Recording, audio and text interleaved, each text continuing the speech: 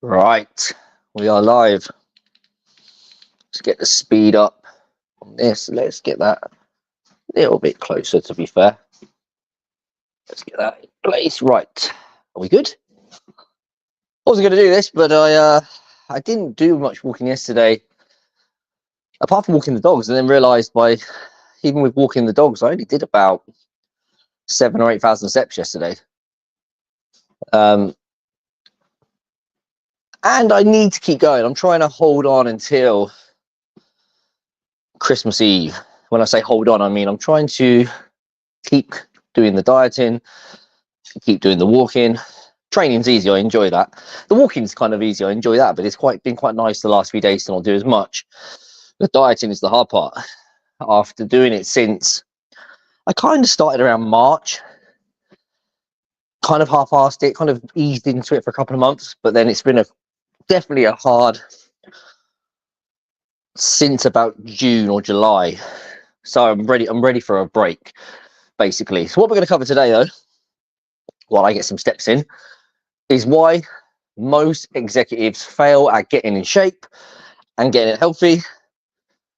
And here are 3 reasons why and 3 fixes that I suggest you listen to, take note of, and do in the new year if you are going to start a weight loss journey, whether it's now, after Christmas, or likely kind of in January.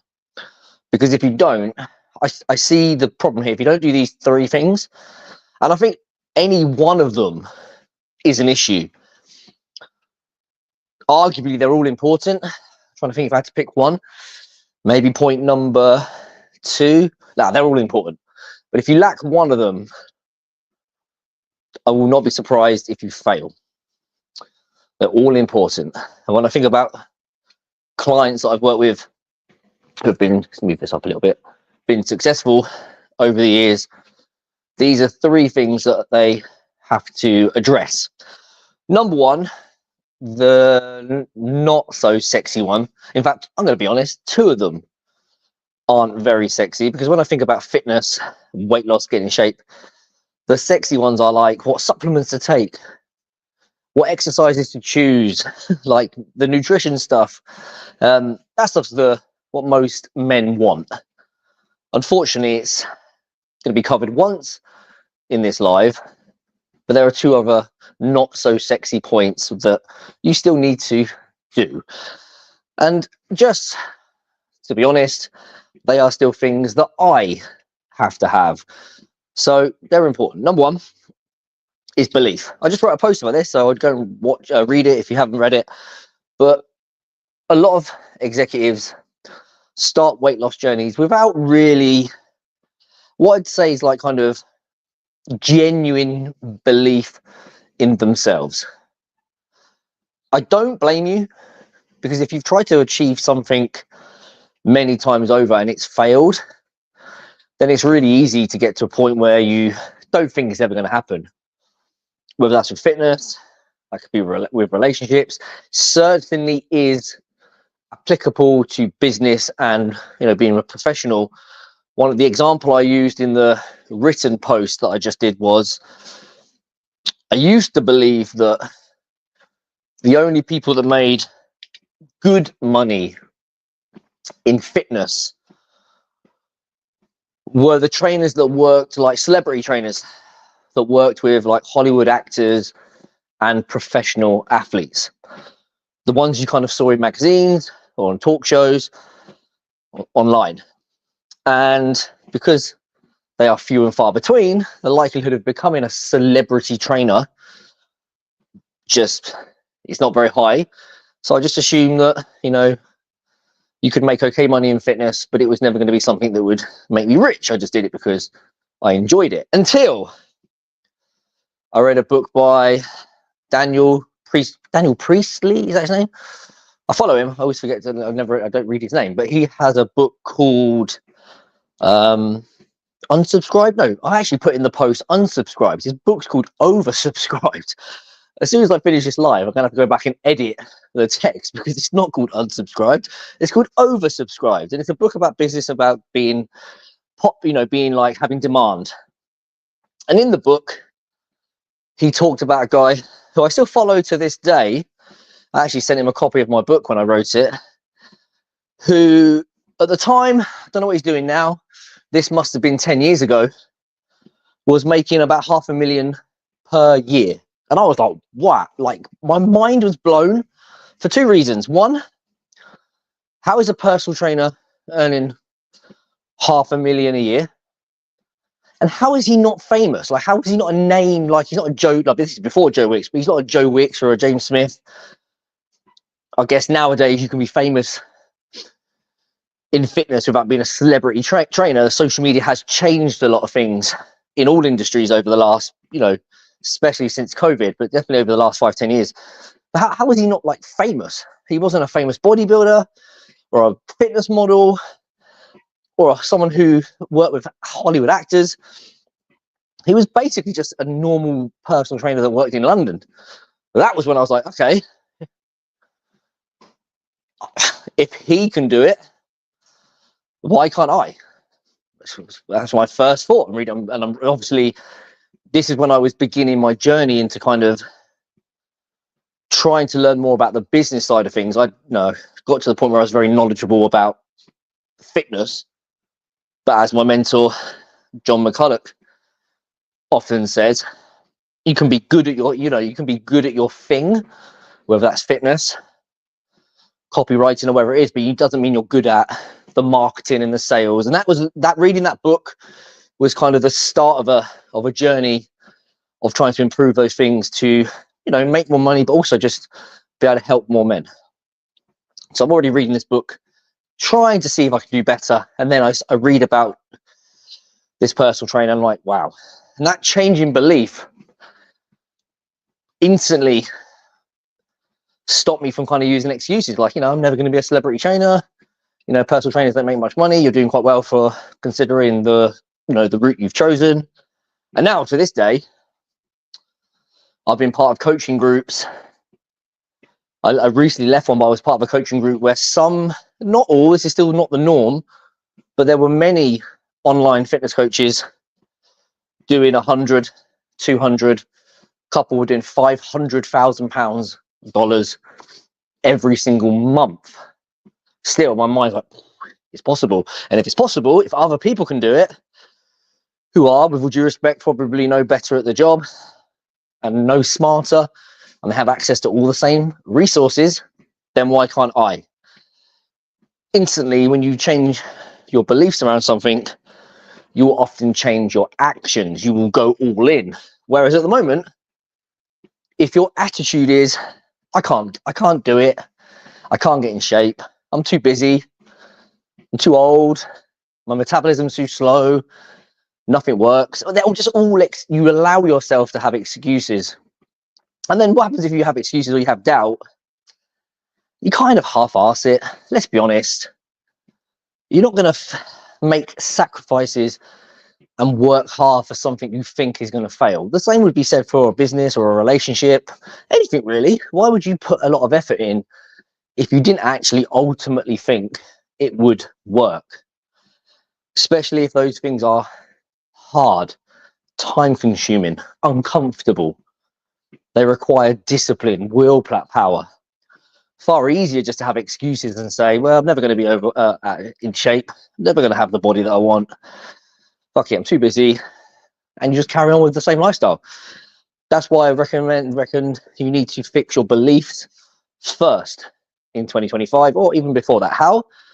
Well, the story I gave you is the first way, and that is just to look around and find evidence that other men like you are doing it. Not just one or two.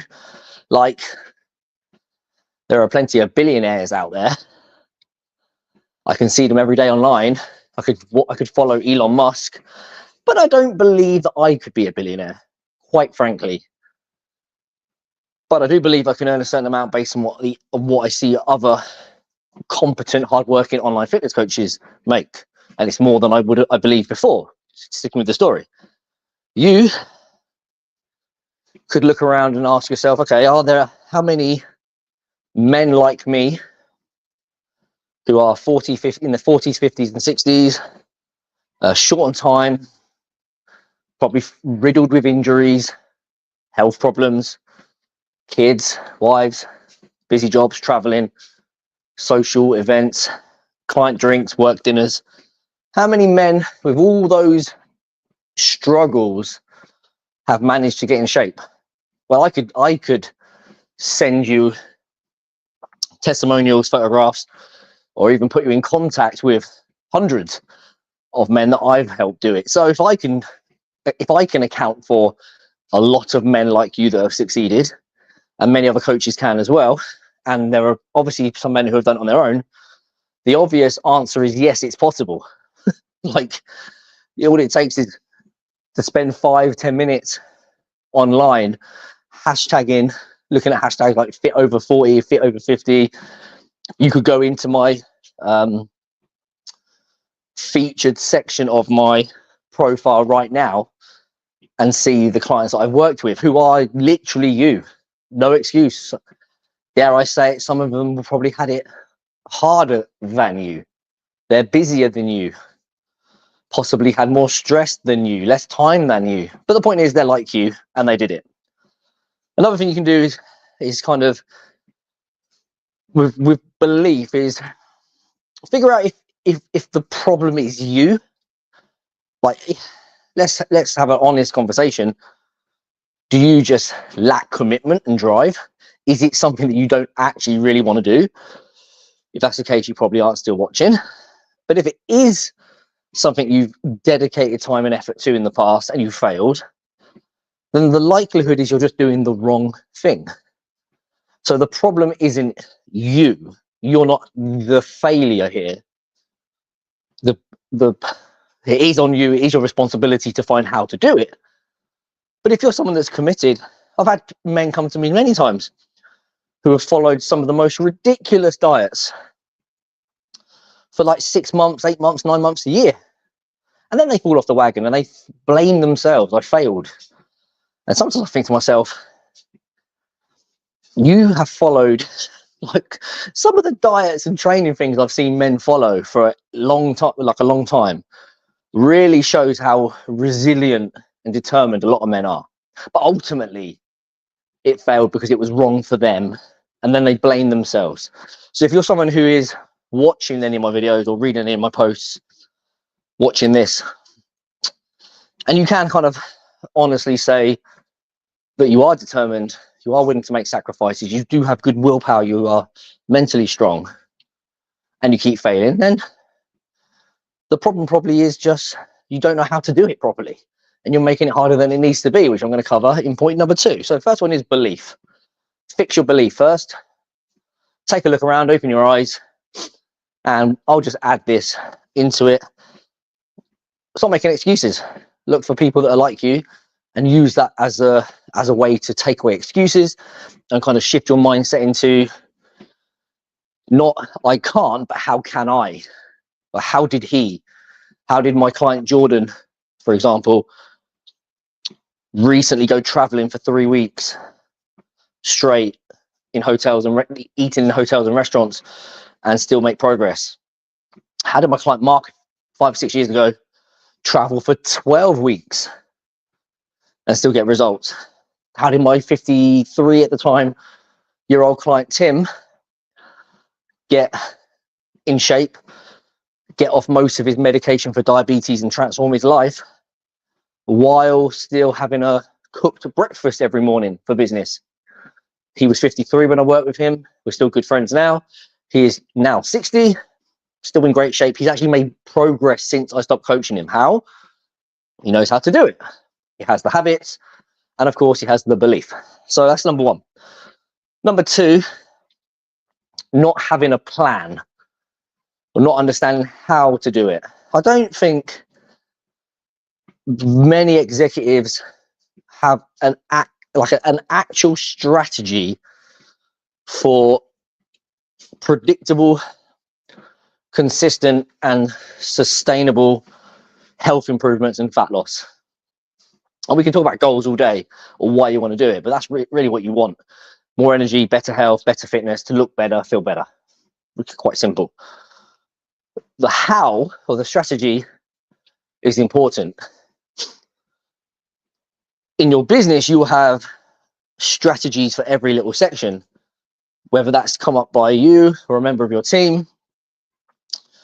Each kind of section of the business has strategies, things that are measured, processes that are followed, things that are measured, things that can be kind of quantified, evaluated, and adjusted so that the results can be consistent. And if something doesn't work, you know exactly what you've done, and you know, really, probably based on history and expertise, you know exactly what to change, whether that's in marketing or sales, whatever it is. That's the same way that's how you should lose fat. You should have a strategy, you know, the same as that. Your strategy, for the most part, for a lot of you, is just, I will go to the gym 3 times a week. Cool. What are you going to do in the gym? What exercises? What reps? What sets? What's the recovery? Do you know how to do? How do you know how to create this? Do you know how to shorten it so it fits your schedule? Do you know how to maximize it? Do you know how to make it safe? Do you know how to maximize progress but maximize recovery? Or are you walking around sore all the time? Are you getting injured?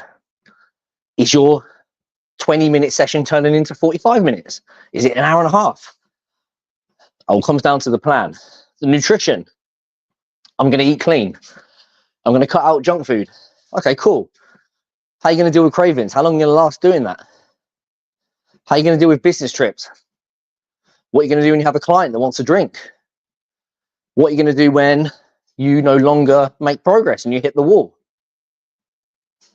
All comes down to strategy that is set, but importantly for executives, especially adaptable.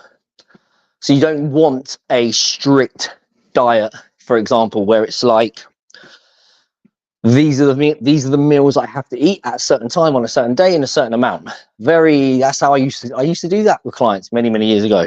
Granted, a lot of my clients back then would just kind of work 9 to 5. They could get away with it a little bit more, but still, it was very rigid. What you want is a framework that kind of has boxes to tick. So you have guidance, calories, for example, suitable food choices, but you want to be able to change it based on, you know, do I need to have a lunch with a client today? Am I going out on Wednesday night with my wife? Am I traveling for 3 weeks like Jordan? Okay, then how am I going to deal with this? Like, what food should I eat? When should I eat them? How do I change my workout when I don't have the same gym? Or maybe I don't have a gym at all. Maybe instead of 4 sessions a week, I can only do 2. Like, all these things are very, if you know how to do it, they can all be adapted. They don't have to be set in stone. But for a lot of you guys, you either don't have a strategy or you have one that is simplistic. Maybe that's the wrong word. Maybe doesn't have enough detail. And I don't want to make it sound like it has to be complicated. The thing I like to do with my clients is essentially remove most of the stuff they think they need to do and replace it with the few things that they do have to do in kind of 80-20 terms. But that's just my long-winded way of saying one of the reasons you fail is you don't have a plan that is tailored to you and can be adapted to your lifestyle, or you just don't have a plan at all. You will fail because you will not know how to kind of deal with real life. You'll end up following something that is on paper very strict. For example, you will decide to do fasting. So I post today of an executive on Facebook. It's like, I'm thinking about starting fasting. Got to check the dog. Is the dog chewing my other microphone? No, she's not, but not going to risk it. An executive on Facebook was like, I'm thinking about fasting and I will stop eating. I can't remember the time, but something like I'm going to stop eating at like 7 p.m. It might have been earlier. And quite a few people in the comments were saying, I stop eating at 5 p.m., that kind of thing. That's all very well and good until you have an evening meal for a birthday or you're with a client. Like, what are you going to do? Sit there in front of a client or a prospect or your team and everyone's eating and drinking and you're not going to eat and drink because you're fasting, you look like a right twat.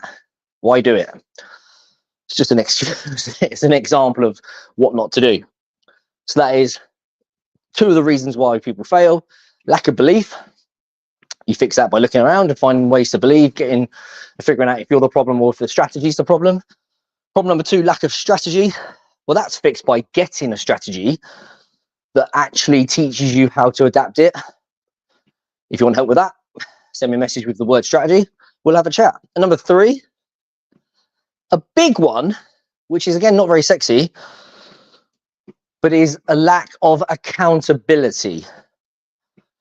Somebody recently inquired about my coaching program. He's going to join in January, but he was not skeptical. He was kind of like how's it going to work? How's it going to be different? So like I do often, I added him to my app. I popped him in the community with all the other dudes that are getting results with me. A lot of them have been with me some of them have been with me for over a year, happily paying. So they're happy clients. And the reason I put him in the group is I said, just ask them questions. Don't ask me. I know what is the benefit of it.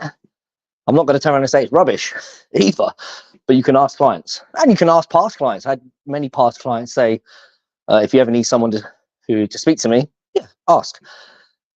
And one of the things he kind of asked was, what's been, these aren't his exact words, but what's been kind of the game changer or the one thing that separated this coaching program with other attempts at weight loss? And pretty much all of them just said the accountability. Accountability is basically a fancy way of saying someone's going to call you out when you don't take action. When you said you're going to go to the gym on Monday morning, you get held accountable if you don't do it. But the powerful thing is that typically if you've got someone holding you accountable, like a coach, training partner, a community, the little voice in your head that says you don't want to do it is outweighed by the shame and the embarrassment and the guilt of letting everyone down. So you typically do it. And I posted recently, a client put something along the lines of, I didn't want to go to the gym today, but I thought of Phil's voice in my head, which I feel sorry for him having to listen to this in his head. But it said like the voice in my head and knowing that the group were all following their plans made me do it. So accountability often forces you to, or persuades you, encourages you to take action in those moments of weakness when you thought to yourself, I don't want to do it. Now, if you don't have anyone to do that for you, and I don't think a wife or a girlfriend, a spouse, partner is a good person to hold you accountable. They might hold you accountable a little bit, but ultimately it rarely works. Really what you need is someone who doesn't give a fuck about kind of like calling you out. So sometimes even a friend won't be able to do it. It depends what kind of friends you have. If you've got friends that like to just say nice things to make you feel better, I've got a lot of friends who will just tell me what I need to hear, who are very much like me, quite blunt and quite to the point. So it depends what friends you have. But if you have a coach or a community training partner, then in those times when you're going to struggle, you will actually take action. What that does is, interestingly, what I found with most men is that at least the first 3 months, but often the first 6 months, is a period of building confidence, going back to the belief, building momentum, building habits, and you're going to slip up more often than not. And the more times you can stick to the plan and kind of beat that temptation to not do it, the more you enforce those habits, and gradually they become easier. Which is why gradually, as clients get into month 3, month 6 and beyond, often there's less accountability needed. It becomes more about strategy, and because we are now getting to a point where from a fat loss and muscle building point of view, that is harder because the body starts to fight back. So it's more, my job becomes more of a, like the strategy and the fun stuff, the training, the diet, supplements. It's less about holding their hand and giving them a kick up the butt. In the beginning though, if you don't have that, like if you start in January, stop the step pad because it has hit 1 kilometer. And if I don't start it again, I don't know what number it goes to until it hits 2 kilometers. And I don't know if I'm going to walk for another 25 minutes. I'm probably not going to. I'm going to wrap it up now. So I'd rather have an accurate picture of the steps I've done or the distance I've done. But the accountability in January will be like you go into January super motivated, and we all do. We all do it. It's a fresh year, fresh start. This year's going to be the best year ever. It really is no different. It's just another day. But there's that kind of high, and often on the back end of like maybe slacking in December, you feel motivated. But quite quickly in January, you soon realize that life just carries on. Kids are still hard work. Business is still stressful. You don't have any time. And all that magic of New Year and that motivation disappears. And you're left thinking, I can't be bothered, especially if you don't have the belief and you don't have a strategy that works and you're struggling to do it with your traveling. Work has been mega busy. And some of you will say to yourself, I'm going to start on January the 2nd, but you don't because you go back to work. You have 6,000 emails, got clients to chase up. You want to get that the first quarter of the year. You want to get some momentum. You want to hit your business goals. And before you know it, the whole idea of getting in shape, it's just gone. It's like gone back. And then it's March, April, May. Then it's the summer. Maybe you'll try and do it again. Doesn't happen. Maybe you're on holiday a few pounds lighter, but it's not really what you wanted. You gain it back. Before you know it, I'll be walking on this bloody step pad in December again, probably doing the exact same live. Well, that could have been fixed with the other two things, but certainly one of the most powerful things would be to be held accountable so that you build momentum, you build habits, and you start to see results. Because if you start to see results and you're doing it in a way that feels sustainable because you've got a right strategy and you've got some belief, the whole process, I'm not going to say it gets easy, but it definitely gets easier. So there's your 3 mistakes. Lack of belief, a lack of structure or plan that's tailored to you and your lifestyle. Don't just follow something you Googled, got off some website. And 3, a lack of accountability. Fix those 3 things. You'll have belief. Oh, yes, I can do it. The plan. This is how I'm going to do it. These are the steps I need to take. I wake up in the morning. I go to bed at night. Have I ticked those boxes? Very simple. And those boxes, really, if I'm honest, there's probably like 4 or 5, not 600. And then number 3, I don't fancy doing it today. You need to do it. I don't really want to go to the gym today, but Phil's going to check in on me, or someone's going to weigh me, or someone's going to take a photograph of me. Someone's going to see in the app. This is what I'm talking about my clients, that I didn't check in, I didn't track. My Fitness Pal hasn't got any food in it. If anything is more obvious that a client has gone off track is when their food is not tracked in the app, or they haven't done their workouts, because it tells me. So accountability. Fix those 3 things. You will make it highly unlikely that you can fail if, and here's the caveat, you add in relentless commitment and just a genuine desire to do it. If you really want to fucking do it, and you have the belief, the plans, and the accountability, I honestly don't think you can fail.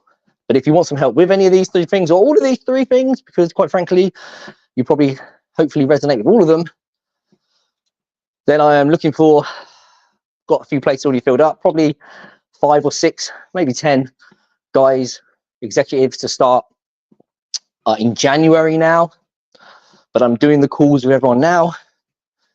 I'm getting all the questionnaires sent out, all the stuff planned out before the new year, so that they actually start in the new year and not 2 weeks in.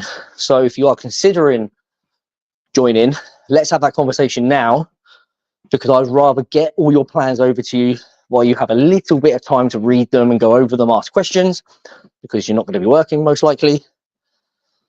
And then in the new year, when work goes back to being mental, kids go back to school and life goes on, kind of implementing the things I want you to do will be a lot easier, because you'll know how. You know what to do. Send me a message with the word January, and we'll go from there. Right, it's half an hour. That'll do. I'll be back on tomorrow. Might do Monday. I don't do the weekends, and then obviously it's Christmas. Enjoy the rest of your day.